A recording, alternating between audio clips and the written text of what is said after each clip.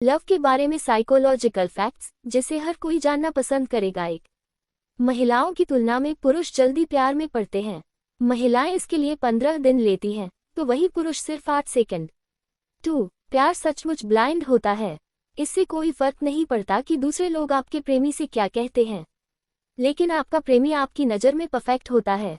3, प्यार की शुरुआत हमेशा फिजिकल अट्रैक्शन से होती है। 4, एक रिसर्च के अनुसार अगर आप प्यार में हैं और जानना चाहते हैं कि क्या ये बना रहेगा तो इसके लिए आप बस अपनी माँ से पूछ लें। 5, प्यार में एक कोकीन जैसा नशा होता है। एक बार जब आप इसे पा लेते हैं तो इसे रोकना मुश्किल हो जाता है।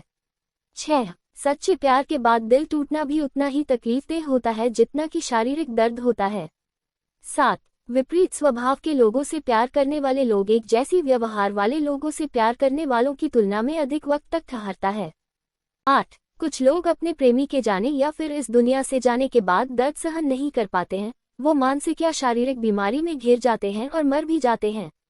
9, दिल का प्यार के इमोशन से कोई वास्ता नहीं होता है, ये सिर्फ आपके दिमाग की एक रासायनिक प्रतिक्रिया है। 10, बातूनी लड़कियां और शांत स्वभाव के लड़के सबसे अच्छे कपल होते हैं।